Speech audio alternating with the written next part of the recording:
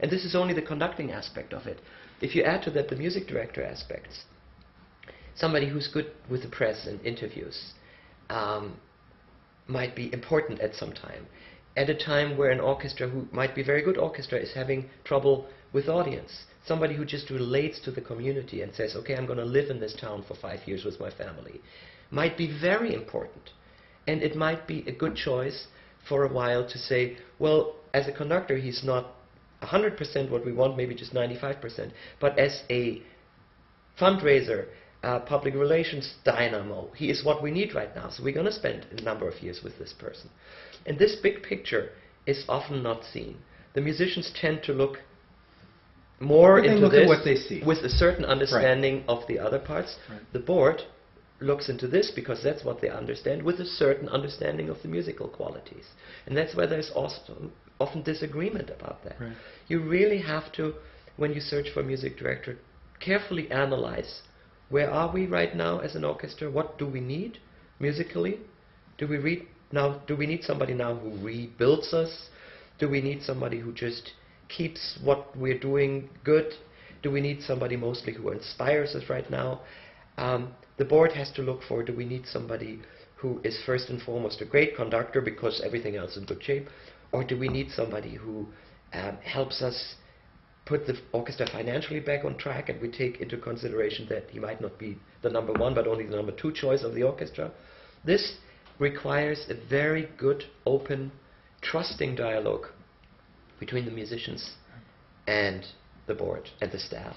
Part of the problem, I think, and I was struck, you were saying some orchestras might need someone to come in for a couple of years to be precise. But of course, music directors don't stay for a couple of years. You're actually generally making a marriage with someone that will last 8 to 12, 13 years, typically. No, typically, So I just you read actually- the numbers. Typically, I think now the typical American music directorship is 7 to 8 years. Really? Okay. Yeah. But even so, to some extent you have to also factor in not just works now, but what you hope will work farther down the road. And then, as I said, and this is a nice arch to the beginning of our interview, conductors, like everybody else, changes over years. Some conductors learn, some conductors collapse. People change. Yeah. If I look at myself, when I came here with young children, my fourth child was just born, and now I have teenagers. I'm a different person than I was then, through a variety of factors that have to do with my personal life, with what I have done professionally in those last 10 years. I'm not the same conductor that I was 10 years ago. Right. You've seen that. So you never know whether something that is very, very good stays that good, or something that is not so good will develop and get better. And I normally find that when others, musicians and board members, judge conductors, they are very rigid. They would base their judgment on a conductor based on experience that might be 10, 15, 20 years ago. And I often find myself saying, yeah, but I guarantee you this is not the same person anymore, especially if that early experience was when this person was a young conductor of 20 or 25 years. But we mentioned Mazel. He is now, he's going to be 80 in 2 years, I think, Yeah. What a different man, conductor and person he is than when I knew him when he was 60. Yeah.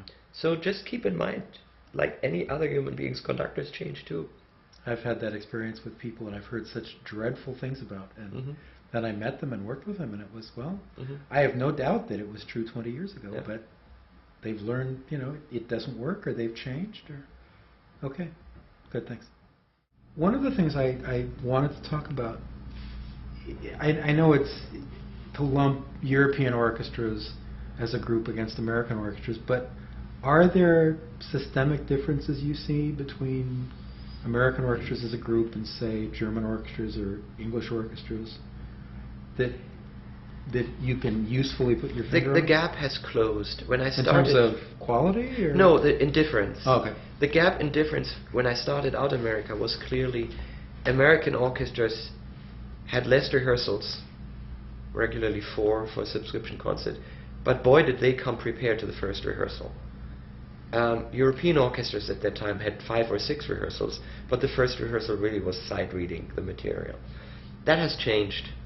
When I go now, I still have maybe one more rehearsal with European orchestras, but the level of preparation and sheer professionalism has raised quite a bit, which makes me very happy. England is a different ballgame. When you go conduct in London, you have a half a rehearsal for 2 subscription concerts, but they are so good that you really just need to establish a few things. You wonder what they do with 4 or 5. Yeah, I do. I just did it might actually not help.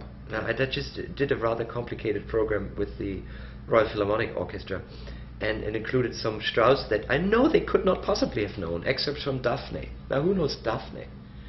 But the first read through, I can't tell you, it was perfect. And it had a huge orchestra solo in it anyway. So I think that has changed. The nice thing is that the color difference between European orchestras is still more dramatic than between American orchestras.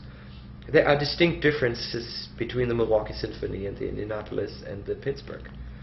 But they are not as dramatic in color and philosophy and sound images than, let's say, between the Czech National Symphony and the Orchestre Philharmonique de Monte Carlo. Or even probably Berlin and Vienna. Yeah, exactly. There are worlds in between these orchestras, and they're all sounding wonderful, but so different. While in America the differences are a little bit more subtle, probably having to do with that when American orchestras were formed, they were such a melting pot of different ethnic and national influences that they came out much more, I think, colored by the early music directors, the Zells and the Reiners and so forth, than by the individual school of orchestral playing. Right. There wasn't the kind of 100-year tradition of, whereas in Vienna the principal clarinet is or was the son of the former principal clarinet. Exactly. The inbreeding of European orchestras is still very strong, and I remember that from auditions with the Hanover Orchestra. There was a very strong urge to get students. Of course, officially they were not preferred, but I know we got a fair number of students from the Hanover Music Conservatory because they were the students of the principals, and it made sense. Yeah, they won the audition fair and square, but they were used to the school, to the embouchure, to the style, to the vibrato of their teachers, who happened to be the principals in the orchestra. I had the chance to see Vienna in Salzburg a few years ago in the pit, and I actually was in the very front row, so I was hovering over about the fourth desk of fiddles, and it was really striking to me. All the fiddle players looked like they studied with the same teacher. It was the same mechanism. You look at this orchestra and it doesn't look anything like that. You know, really strong players, and it's a good first fiddle section, but that kind of everything was the same. Yeah. It was really, which I'm sure has some downsides if it's something doesn't come naturally to them. But what now, after having been at this for a couple of years, I can identify in American string section is pretty much where they studied.